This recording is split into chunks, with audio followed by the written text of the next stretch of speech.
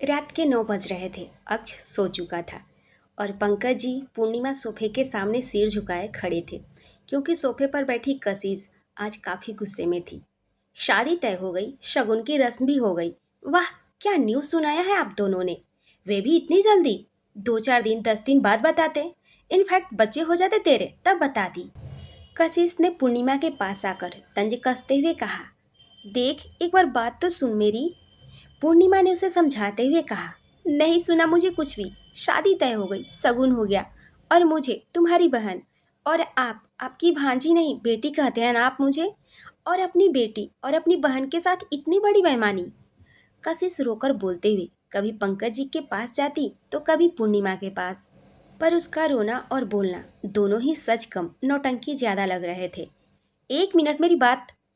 पूर्णिमा ने फिर कुछ कहना चाहा तो कशिश बीच में उसकी बात को काटते हुए बोली, धोखा धोखा किया है आप दोनों ने मेरे साथ, और अब तक यह भी नहीं बताया कि शादी किससे हो रही है। इतना कहकर वह जोर जोर से रोने लगी, या यूं कहें कि रोने का नाटक करने लगी। पूर्णिमा ने उसे घूरा और जोर से चिल्लाई, चुप, एकदम चुप। उसकी आवाज़ सुनते ही कशिश पूरी तरह चुप हो गई और अपने होठों पर उसने उंगली रख लिया। पूर्णिमा ने आगे कहा, कब से देख रही हूँ तुम्हारी नौटंकी, अब एक शब्द नहीं। ये सब कुछ बहुत ही जल्दी हुआ, तुम्हें क्या मुझे तक नहीं पता था। डिनर करो और फिर आराम से बताती हूँ। इतना कहकर पूर्णिमा जाने को हुई, तभी कशिश ने फिर से कहा, कम से कम इतना तो बताती जा, मेरे होने वाले जीजा जी कौन हैं। कशिश के इतना कहते ही पूर्णिमा के कदम रुक गए। उसने बिना मुड़े ही कहा, मिस्टर अभयंक ओबरॉय। क्या? पूर्णिमा ने जैसे ही नाम बताया, कशिश लगभग चिल्लाती हुई सोफे पर चढ़ गई, पर पूर्णिमा ने कुछ भी रिएक्ट नहीं किया और वहां से चली गई। कशिश ने पंकज जी की ओर देखा और कहा, इसने जो कहा क्या वे सच है? उसकी बात पर पंकज जी ने हाँ में अपनी गर्दन को हिलाया। वहीं दूसरी ओर आधार खुशी से झूम रहा था जब उसे पता चला कि अभयंक की शादी तय हो गई। इस शादी पर एक ऑफर भी मिला है। लतिका जी ने टेढ़ी नजरों से सबको देखकर आधार से कहा, ऑफर? कैसा ऑफर? शादी के गिफ्ट में भैया को कोई बड़ी बिजनेस डील मिली है, या दहेज में रोल्स रॉयस कार मिली है? अगर ऐसा है तो वे कार मुझे दे देना आप। आधार ने खुश होते हुए पूछा, अरे नहीं बेटा, ये सब तो मामूली सी चीजें हैं जिसे हमारा परिवार एक क्या चार चार ले सकता है। तो वे शादी का गिफ्ट क्या है जिसकी कोई कीमत नहीं होती, बेकार फालतू। आधार ने कुछ सोचते हुए कहा, अरे नहीं, वे कुछ ऐसा होता है प्राइसलेस। आधार ने कहा तो लतिका ने कहा, अरे हाँ हाँ भाई, अच्छा ऐसा भी क्या है? आधार ने थोड़ा सोचते हुए कहा, अरे बेटा, रेडीमेड बच्चा। लतिका जी ने व्यक्तता से थोड़ा मुस्कुराते हुए कहा, हैं, रेडीमेड बच्चा? मैं कुछ समझा नहीं। आधार ने अपना सिर खुजाते हुए पूछा, तुम्हारा ये दानवीर कर्मवीर भाई एक 5 साल के बच्चे की माँ से शादी कर रहा है, तो हुआ ना दुल्हन के साथ बच्चा फ्री। लतिका जी ने फिर से मजाक उड़ाते हुए कहा। इस बार आधार ने कुछ नहीं कहा, बस चुपचाप अभय की ओर देखता रहा। अब तक उसके चेहरे पर जो हंसी थी वह गायब हो गई। अब वहाँ का माहौल बहुत ही अजीब सा हो गया था। सभी चुप थे। अभयंक ने अपने सामने रखे खाने की थाली के आगे हाथ जोड़ा और वहां से उठकर अपने कमरे की ओर चला गया। उसके पीछे अंशिका ने भी वही किया और अपने कमरे में चली गई। अभय जी ने भी वही किया। देविका जी तो खाना और दवा खाकर अपने कमरे में ही थी। अब बस वहां पर आधार और लतिका जी थे, जो मजे से अपना खाना खा रही थी। वहीं आधार ने एक नज़र उन्हें देखा और अपना सिर ना में हिलाकर वे भी वहां से चला गया। अभयंक के कमरे के दरवाजे पर किसी ने नॉक किया तो अभयंक ने दरवाज़ा खोला। सामने आधार खड़ा था। अगर तुम भी मुझे लेक्चर देने आए हो तो मैं तुम्हें बता दूं, मेरा फैसला नहीं बदलेगा। शादी मुझे करनी है। वह कौन है, कैसी है, इस बात से फ़र्क अगर पड़ना चाहिए तो वह मुझे, और मुझे कोई फ़र्क नहीं पड़ता। अब जाओ यहाँ से। अभयंक ने हल्की नाराज़गी से आधार से कहा। ऐसे कैसे चला जाऊँ?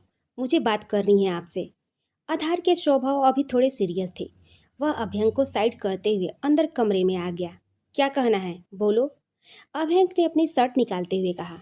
अरे अरे, ये क्या कर रहे हो? आपकी शादी हुई नहीं है, अभी होने वाली है, और मैं आपकी पत्नी नहीं हूँ।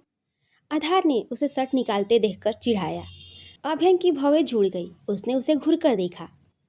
अब ऐसे घूरकर मत देखो, यहीं भस्म करने का इरादा है क्या? आधार ने उसे खुद को घूरता देखकर कहा। अभ्यंक ने कुछ नहीं कहा, चुपचाप अलमारी से अपनी टी शर्ट निकाला और पहन लिया। भैया, इस बार आधार की बोली में कुछ ठहराव था, जिसे सुनकर अभ्यंक ने उसकी ओर देखा। आधार उसके पास गया और उसके हाथ को थाम कर बोला, मैंने आज तक आपके किसी भी फैसले पर सवाल नहीं उठाया, अब भी नहीं उठाऊंगा। मैं जानता हूँ मेरे भाई ने अगर उस लड़की को अपनी पत्नी के रूप में चुना है तो ज़रूर उसमें कुछ खास होगा। आपने जिन्हें अपने दिल से स्वीकारा है उन्हें हम भी पूरे मन से स्वीकार करेंगे। इतना कहकर आधार उसके गले लग गया। वहीं अभ्यंक के चेहरे पर हल्की सी मुस्कान आ गई। दूसरी तरफ कमरे में हमेशा की तरह पूर्णिमा और कशिश लेटी हुई थी। आज अक्ष पंकज जी के कमरे में उनके साथ सो रहा था। ये कैसे हुआ? तूने तो मना कर दिया था और वे भी मान गए थे। कशिश ने सवाल किया। मैं ऑफिस में थी जब पापा का मेरे पास कॉल आया। घर आई तो देखा मिस्टर अभ्यंक के साथ उनके घर वाले भी मौजूद हैं और उन्होंने पापा को शादी के लिए कन्विंस कर लिया था। पूर्णिमा ने कहा और चुप हो गई। और तुम्हारे कन्विंस होने का कारण? कशिश ने कहा तो पूर्णिमा, जिसकी नज़र छत पर टंगे पंखे पर थी, उसने अपनी गर्दन घुमाकर उसे देखा। सिर्फ मामा जी का कन्विंस हो जाना तुम्हारी हाँ का कारण तो नहीं लगता है। क्या चल रहा है तुम्हारे दिमाग में? कशिश ने उसे गहरी नज़रों से देखते हुए पूछा।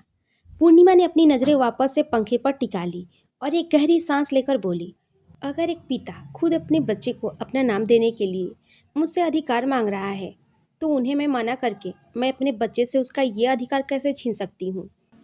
इसका मतलब तुमने उन्हें सब बता दिया? कशिश ने सशंकित नज़रों से उसे देखकर पूछा। मैंने सिर्फ शादी के लिए हाँ कहा है, बस। पूर्णिमा ने एक छोटा सा जवाब दिया। अक्ष का तो समझ आता है, पर तुम्हारा क्या? क्या इस रिश्ते को निभा पाओगी? कशिश ने सवाल किया। पता नहीं, पूर्णिमा ने कहा तो अब कशिश ने भी कुछ नहीं कहा। वहीं पूर्णिमा के दिमाग में अभ्यंक की बातें गूंज रही थी। मैं समझ रहा हूँ आपकी बात को। मैं अपने पति होने का अधिकार नहीं जताऊंगा, और क्योंकि मुझे बातें घुमाना और झूठ बोलना पसंद नहीं है, इसलिए सीधे तौर पर कह रहा हूँ कि अधिकार न जताने की बात भी तब तक जब तक मुझे आपसे इश्क नहीं। दुआ कीजिएगा और ऐसा कभी कुछ कीजिएगा मत कि मुझे आपसे इश्क हो जाए, क्योंकि ऐसा हुआ तो फिर अपने सारे अधिकार भी लूँगा और पूरे सम्मान के साथ आपके सारे अधिकार दूंगा भी। ये सब याद आते ही न जाने क्यों पूर्णिमा की धड़कनें तेज हो गई।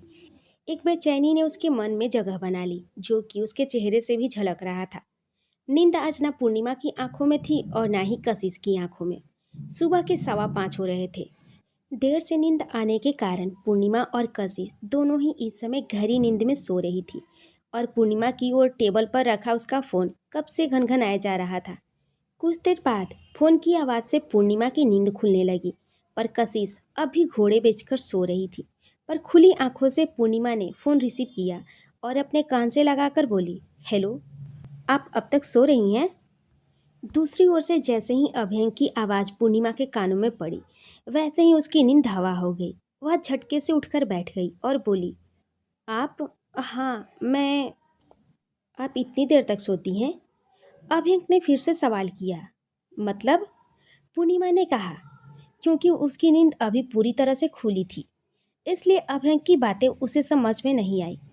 मतलब ये कि सुबह के 5:15 हो रहे हैं और आप इतनी बड़ी और जिम्मेदार न्यूज़ एंकर होकर भी इतनी देर तक सोती हैं।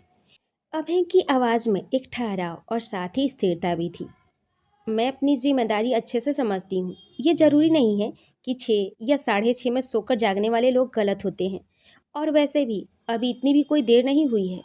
वैसे आपने इस वक्त कॉल क्या इन्हीं सब बातों के लिए किया है? पूर्णिमा ने हल्का खींचते हुए कहा। नहीं, मैंने कॉल किया because I want to meet you. Abhyank ने थोड़े गंभीर लहजे में कहा। क्यों, कोई खास वजह? पूर्णिमा ने भी उतनी ही गंभीरता से पूछा। हाँ, कुछ इम्पोर्टेंट बात करनी है, अभ्यंक ने कहा। ओके, कब और कहाँ मिलना है? पूर्णिमा ने उसकी बात का जवाब देते हुए फिर से सवाल किया। मैं आपको टाइम और एड्रेस सेंड करता हूँ डिसाइड करके। ठीक है, मैं आ जाऊँगी, पूर्णिमा ने कहा। Okay then, bye. अभ्यंक ने अपनी बात कहकर उसे बाय कहा, तो बदले में पूर्णिमा ने भी उसे बाय कहा और फ़ोन कट करने लगी। तभी अभ्यंक की फिर से आवाज़ आई। एक मिनट, एक और बात। उसने वापस से फ़ोन को अपने कान से लगा लिया। अभ्यंक ने आगे कहा, 5:15 बजे मेरे लिए बहुत देर होता है।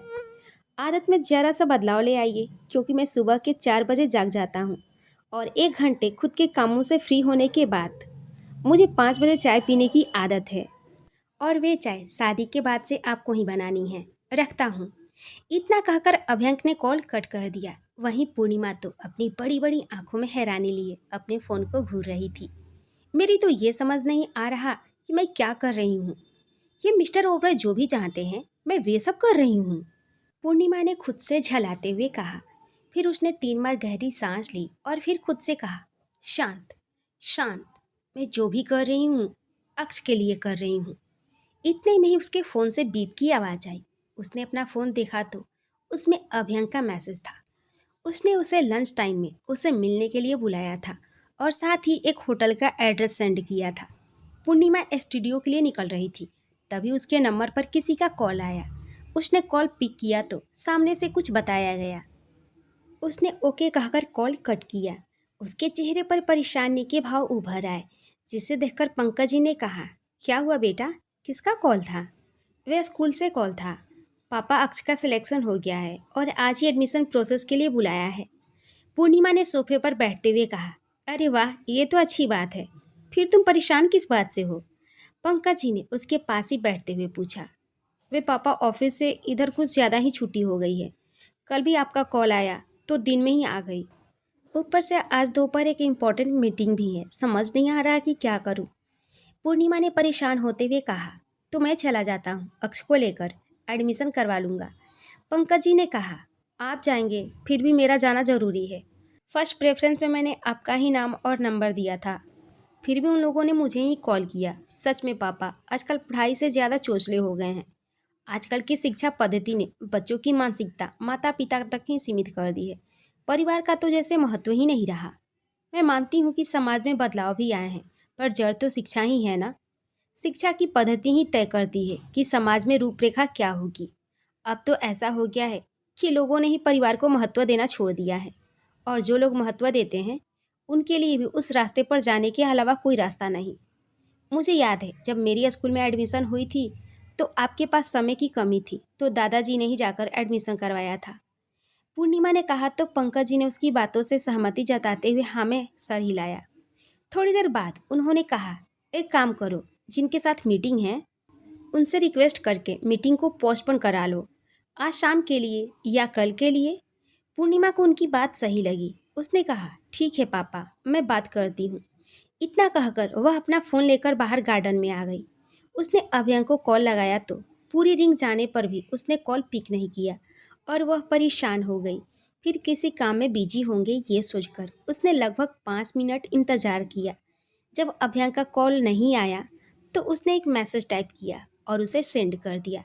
वहीं गार्डन में लगे टेबल चेयर के पास जाकर एक चेयर को खींचकर वह बैठ गई।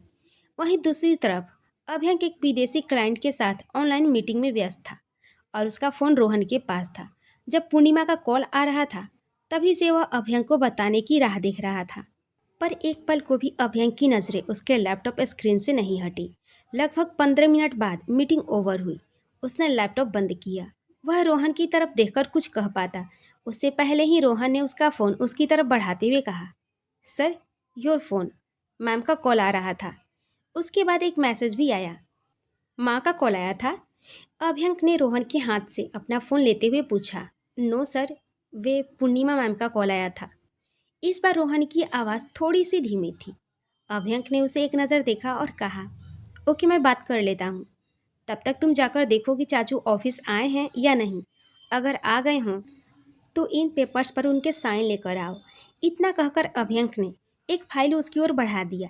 रोहन ने भी ओके सर कहा और वे फाइल लेकर कमरे से निकल गया। उसके जाते ही अभ्यंक ने पूर्णिमा का मैसेज देखा जिसमें लिखा था, I have to talk to you, please call me back when you are free. मुझे आपसे बात करनी है, जब भी आप फ्री हों तो कृपया मुझे कॉल करें। मैसेज पढ़ने के बाद अभ्यंक ने पूर्णिमा को कॉल लगाया। रिंग होनी शुरू ही हुई थी कि सामने से पूर्णिमा ने कॉल रिसीव किया। कॉल रिसीव होते ही उसने कहा, हेलो, कॉल किया था आपने? अभ्यंक ने सीधे सवाल किया। हाँ, वे एक्चुअली बात ये है कि मुझे आज अक्ष के स्कूल में एडमिशन के लिए जाना है, तो अगर कुछ इम्पोर्टेंट ना हो तो हम शाम को या कल मिल सकते हैं। पूर्णिमा ने अपनी बात कही। ओह ओके, कौन सा स्कूल में? अभ्यंक ने फिर से सवाल किया। माँ शारदे गुरुकुल विद्यालय।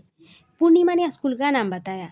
ओके, आप एडमिशन करवाइए, हम बाद में मिलेंगे, अभ्यंक ने कहा। थैंक यू, मैं फ्री होकर मिलती हूँ आपसे, पूर्णिमा ने कहा तो अभ्यंक ने बस हाँ कहा। ओके बाय, पूर्णिमा ने कहा तो बदले में अभ्यंक ने भी बाय कहा। उसके बाद पूर्णिमा ने कॉल कट कर दिया। अब उसके चेहरे पर परेशानी की जगह एक शांति थी और साथ ही होठों पर प्यारी सी मुस्कान। आधे दिन की छुट्टी लेकर पूर्णिमा स्कूल पहुंची। रिसेप्शन पर जाकर उसने इंक्वायरी की तो उसे पता चला एडमिशन की सभी प्रक्रिया दूसरी क्लासरूम में ही पूरी की जा रही है। सभी पेरेंट्स को एक एक कर बुलाकर सारी प्रक्रिया पूरी हो रही है। पूर्णिमा भी वहां आ गई और एक तरफ बैठकर अपनी बारी का इंतजार करने लगी। 3 से 4 अभिभावकों के बाद उसका नंबर आया तो वे वहां आ गई। शिक्षिका ने मुस्कुराते हुए उसका अभिवादन किया तो बदले में पूर्णिमा भी मुस्कुरा दी। स्टूडेंट ने मैम, शिक्षिका ने पूर्णिमा से पूछा। अक्ष अक्ष माथुर, पूर्णिमा ने मुस्कुराते हुए कहा। उस शिक्षिका ने एक पेज निकाला जिस पर सेलेक्ट किए हुए बच्चों के नाम थे। उसने 2 से 3 बार ऊपर से नीचे तक देखा, फिर कहा, सॉरी मैम, बट अक्ष माथुर नाम के स्टूडेंट का नाम सेलेक्ट हुए बच्चों के लिस्ट में नहीं है। व्हाट? पर ऐसे कैसे हो सकता है? मेरे पास कॉल आया था सुबह कि मेरा बच्चा सेलेक्ट हो गया है और मुझे अभी एडमिशन के लिए बुलाया गया है, पूर्णिमा ने उस शिक्षिका से कहा। पर मैम, मेरे पास ये लिस्ट है, इसमें अक्ष माथुर नाम है ही नहीं, पर हाँ, अक्ष ओबराय नाम का स्टूडेंट जरूर है और उसका एडमिशन भी हो चुका है, उस शिक्षिका ने कहा। तो अब पूर्णिमा परेशान होते हुए बोली, क्या? आप एक बार प्राइमरी विंग की इंचार्ज से मिल लीजिए, उस शिक्षिका ने कहा। ओके, कहाँ मिलेंगे वह? आगे से राइट 2 क्लासरूम के बाद उनका केबिन आया। उस शिक्षिका ने अपने हाथ में पकड़े पेन से एक और इशारा करते हुए बताया। पूर्णिमा उठकर जाने को हुई कि तभी उसके दिमाग में जैसे कुछ कौंधा। वे वापस से चेयर पर बैठ गई और उस शिक्षिका से पूछा, वैसे आपने दूसरे स्टूडेंट का नाम क्या बताया था? अक्ष ओबराय? यस मैम, पर उनका एडमिशन हो चुका है।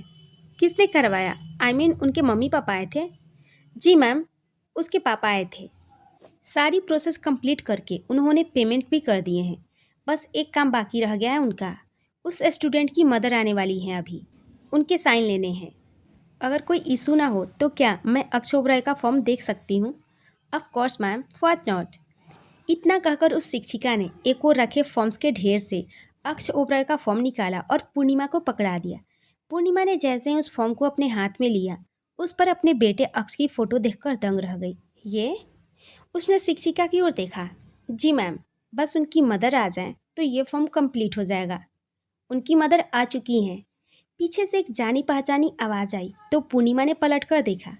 सामने बिजनेस सूट पहने, अपने दोनों हाथ जेब में डाले, अपनी लंबी चौड़ी पर्सनालिटी के साथ अभ्यंक खड़ा था।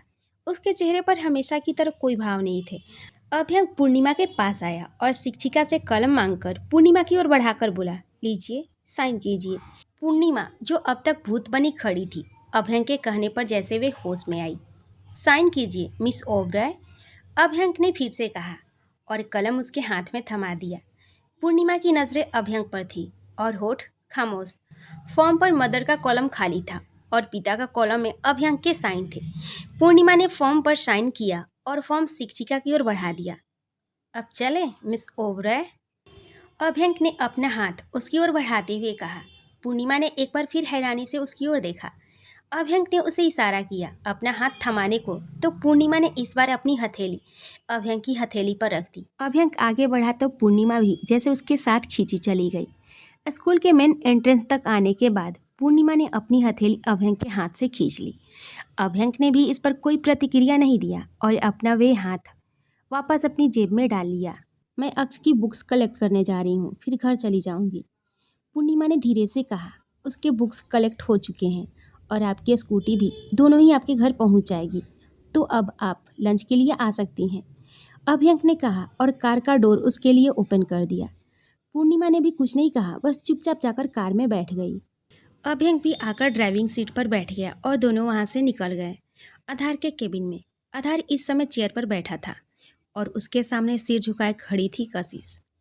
तो मिस, बताइए ना, ये ऑफिस है या किसी जूनियर कॉलेज का कैंटीन जहां आप मज़े से बैठकर गॉसिप कर रही हैं? बोलिए, आधार ने अपने हाथ में पकड़े हुए पेन को घुमाते हुए कहा। मैं गॉसिप नहीं कर रही थी, काम से रिलेटेड कुछ इम्पोर्टेंट डिस्कस कर रहे थे हम।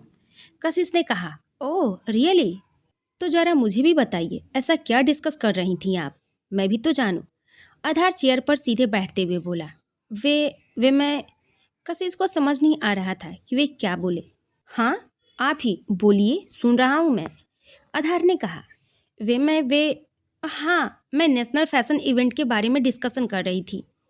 कशिश को जैसे कुछ याद आया और उसने बोल दिया। आधार ने कुछ नहीं कहा और चुपचाप चेयर से उठकर उसकी ओर आने लगा। कशिश ने अपने दुपट्टे को कसकर पकड़ लिया और अपने मन में बड़बड़ाई। हे भगवान, कहीं इस जलकुकड़े को शक तो नहीं हो गया? अब कहीं आज यह सजा में पूरे ऑफिस के लिए चाय न बनवा ले। हे माता रानी रक्षा कीजिए।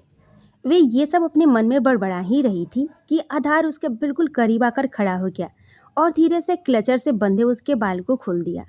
कशिश ने उसकी ओर पलटकर देखा तो दोनों की नज़रें आपस में मिली। कशिश ने सवालिया नज़रों से उसे देखा। आधार ने उसके सवाल को समझते हुए कहा, इतनी अच्छी फैशन डिजाइनर होकर भी ऐसी गलती करती हैं आप? आपके ड्रेस के साथ खुले बाल ज़्यादा अच्छे लगेंगे। इतना कहकर आधार वापस से अपनी जगह पर आकर बैठ गया। वहीं इस समय एक 5 स्टार होटल में अभ्यंक और पूर्णिमा आमने सामने बैठे थे। पूर्णिमा ने अभ्यंक से कहा, कहिए क्या बात करनी थी आपको? पहले लंच ऑर्डर कर लें। अभ्यंक ने कहा तो पूर्णिमा चुप रही, बस हाँ में गर्दन हिला। उसकी बात पर सहमति जताई तो दोनों ने खाना ऑर्डर किया तो वेटर उनका ऑर्डर नोट करके चला गया। अभ्यंक ने टेबल से पानी का ग्लास उठाया और थोड़ा पीकर रखते हुए बोला, देख रहा हूँ कल से काफ़ी चुप रह रही हैं आप। हाँ, क्योंकि आप बिना कुछ बोले भी कुछ ज़्यादा ही कहने लगे हैं। पूर्णिमा ने जवाब दिया तो उसका जवाब सुनकर अभ्यंक के चेहरे पर हंसी आ गई। मैं परसों ही शादी करना चाहता हूँ। अभ्यंक ने जैसे ये कहा, पूर्णिमा आश्चर्य से उसे देखने लगी। कल से ही? अभ्यंक ने उसे शौक पर शौक दिए जा रहा था। मेरे साथ आप कोई प्रैंक कर रहे हैं या कोई प्लानिंग? पूर्णिमा ने उसे गहरी नज़रों से देखते हुए कहा। पूर्णिमा के इस तरह कहने पर अभ्यंक के होठों पर हंसी आ गई। वह बस हंस पड़ा, फिर चुप होकर उसने कहा, आई नो, कल से मैं बस आपको फरमान सुनाए जा रहा हूँ, पर मैं क्या करूँ, मैं ऐसा ही हूँ। कोई काम अगर मेरी नज़र में बेस्ट हो तो उसे करने में देर नहीं करता। इतना कहकर अभ्यंक कुछ पल को चुप हुआ, फिर उसने कहा, और दूसरी बात, घर में लोग शादी की खूब सारी प्लानिंग कर रहे हैं और मुहूर्त भी पंडित जी ने एक परसों का और एक 2.5 महीने बाद का निकाला है। मुझे शादी में कोई धूमधाम दिखावा नहीं चाहिए। मैं सिंपल शादी करना चाहता हूँ और देर नहीं करना चाहता। कोर्ट मैरिज या फिर मंदिर में? पूर्णिमा ध्यान से उसकी बात सुन रही थी। अभ्यंक ने कहा, ये मेरी इच्छा है और मेरे विचार है जो मैंने आपको बताए। अब मैं आपकी इच्छा जानना चाहता हूँ। शादी में धूमधाम तो मैं भी नहीं चाहती, मैं भी सिंपल शादी चाहती हूँ, पर पूरे विधि विधान से। थोड़ी स्पिरिचुअल टाइप की हूँ मैं। भगवान में पूरी आस्था रखती हूँ तो मंदिर की शादी को ही प्राथमिकता दूंगी। बाकी रही शादी कब होगी कब नहीं, तो ये बात तो मैं नहीं, पापा तय करेंगे। वह जो भी डिसीजन लेंगे वही निर्णय मेरा भी होगा। पूर्णिमा ने भी अपनी बात कहकर खत्म की। अभ्यंक कुछ कहता उससे पहले ही उनका लंच आ चुका था। दोनों ने लंच किया और उसके बाद होटल से बाहर आ गए। चलिए आपको घर छोड़ देता हूँ, अभ्यंक ने कहा। मैं चली जाऊँगी, आप बेवजह परेशान हो जाएंगे, और वैसे भी मुझे अभी घर नहीं जाना, स्टूडियो जाना है, तो स्टूडियो छोड़ देता हूँ, लेकिन प्यार वाले अधिकार नहीं जताऊँगा। कहा था जिम्मेदारियाँ तो दोनों को निभानी है। आइए बैठिए, अभ्यंक ने कहा और कार का दरवाज़ा खोल दिया।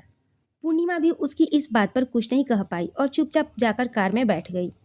2 दिन बाद शहर से कुछ दूर माता रानी के मंदिर के बाहर एक कार आकर रुकी। उसमें से शादी के लाल जोड़े में सजी पूर्णिमा ने धीरे से अपने कदम बाहर रखे। आज उसकी ज़िंदगी बदलने वाली थी। आज पूर्णिमा का नाम अभय के साथ जुड़ने वाला था। अभय जी ने पंकज जी से बात करके उन्हें जल्दी शादी के लिए मना लिया था। शादी शांति से हो और मीडिया को इसकी भनक ना लगे, इसलिए शहर से दूर इस मंदिर को चुना गया था और शादी को भी गुप्त रखा गया था ताकि कोई शोर शराबा ना हो। पूर्णिमा पंकज जी और अक्ष के साथ मंदिर की सीढ़ियाँ चढ़ रही थी। वहीं मंदिर के प्रांगण में इस समय अभ्यंक शेरवानी पहने दूल्हे के वेश में अपने पूरे परिवार के साथ खड़ा था। सिवाय आधार के सभी पूर्णिमा का इंतजार कर रहे थे। शादी की सारी तैयारियां हो चुकी थी। पूर्णिमा के आते ही दोनों को अग्नि के सामने बैठाया गया। पंडित जी ने सबसे पहले दोनों से गणपति पूजन करवाया। फिर मंत्र के साथ शादी की विधियां शुरू की गई। पंडित जी ने वर वधू के हाथों में वरमाला देने को कहा तो सभी वरमाला की खोज में लग गए। तभी पंकज जी ने सभी से कहा, कशिश वरमाला लेकर आ रही है, मंदिर पहुंच चुकी है, वे बस अभी आ जाएगी। वहीं अंशिका ने थोड़े चिंतित स्वर में कहा, बड़ी माँ, आधार भी अब तक नहीं आया। आ जाएगा वे टाइम पर, तुम परेशान मत हो। देविका जी ने उसे समझाया। अंशिका, अभय जी ने उसे आवाज दी। जी पापा। अंशिका ने उनके पास आकर पूछा, फोन करो जरा साहबजादे को और पूछो कहाँ है, आया क्यों नहीं अब तक। पापा, वे घर पर गया था, मंगलसूत्र घर पर ही रह गया तो वहीं लेने गया है, अंशिका ने जवाब दिया। अभय जी ने अब कुछ नहीं कहा तो अंशिका वापस देविका जी के पास आकर बैठ गई। वहीं मंदिर के बाहर स्कूटी आकर रुकी और साथ ही सामने से आती तेज कार ने ब्रेक लगाए, जिसे देखकर कशिश का दिमाग गर्म हो गया।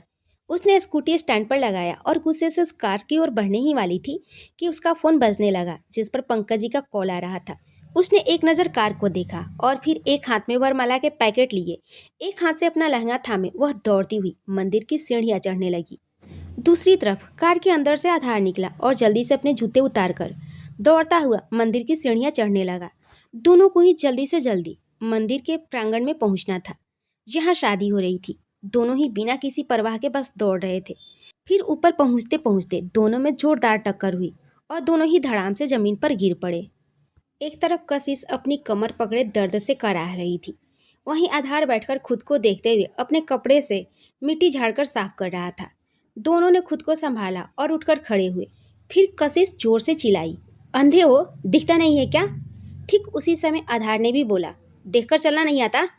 अब आवाज सुनने के बाद दोनों की नजरें एक दूसरे पर पड़ी तो दोनों एक साथ चिल्ला पड़े, तुम। मैं कैसे भूल सकती हूँ, आजकल मेरे साथ जो भी बुरा और उल्टा सीधा हो रहा है, सबके कारण आप हैं। कशिश ने वरमाला के थैले को उठाते हुए कहा। क्या क्या कहा तुमने, मेरे कारण। आधार उसे घूरता हुआ उसके पास आया। हाँ जी बिल्कुल, आपके कारण। कशिश अपनी बात पूरी कर पाती उससे पहले उसका फोन बजने लगा।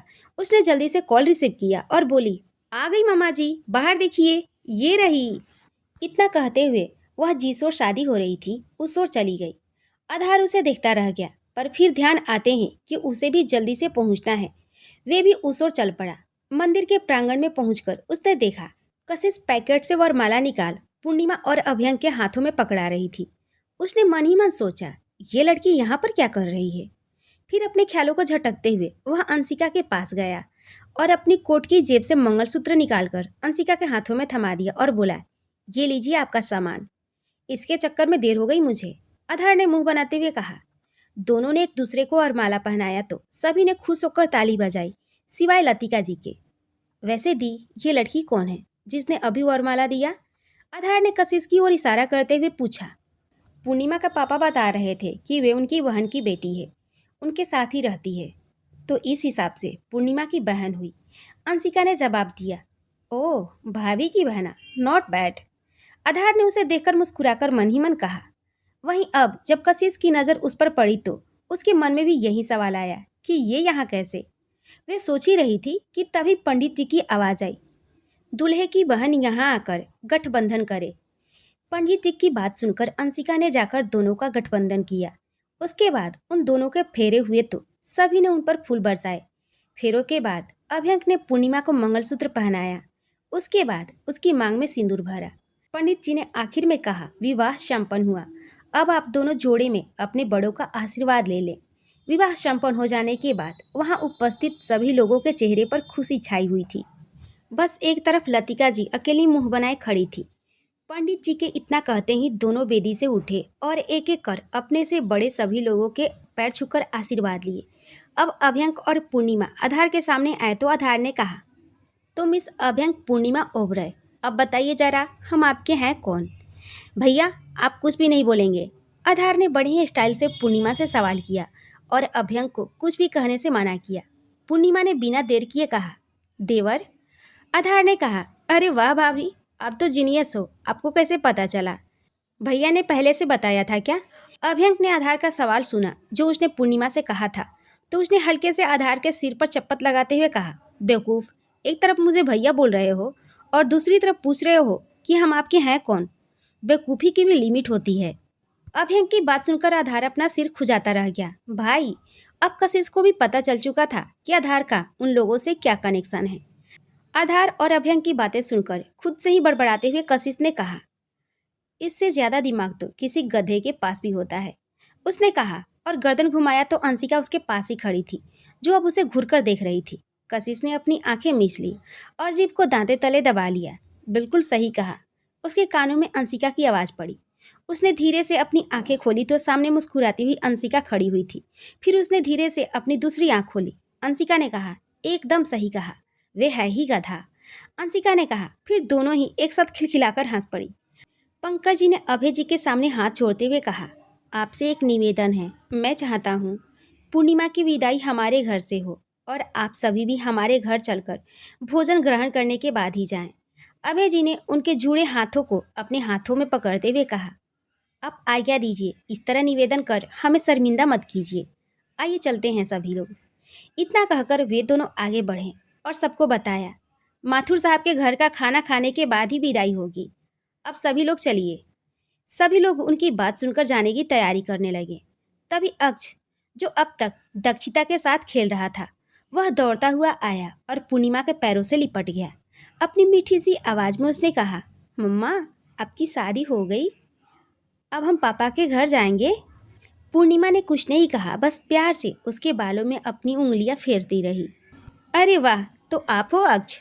आधार ने उसके पास आकर अपने घुटनों को बल बैठते हुए कहा। उसकी आवाज़ सुनकर अक्ष ने पलटकर उसे देखा और कुछ पल उसे देखने के बाद बोला, आप कौन हैं? ये आपके चाचू हैं, अंशिका ने आगे आते हुए कहा। अंशिका की बात सुनकर अक्ष की आंखों में चमक आ गई। उसके चेहरे पर प्यारी सी हंसी आ गई। उसने खुशी से चहकते हुए कहा, हाँ, मेरी फैमिली में चाचू भी हैं। उसकी इस बात ने सभी के चेहरे पर मुस्कान ला दी। आधार ने उसके चबे चिक्स को खींचते हुए कहा, यस शाम, आई एम योर चाचू। चलिए अब, वरना देर हो जाएगी विदाई में। अभय जी ने कहा तो सभी वहां से चलने लगे।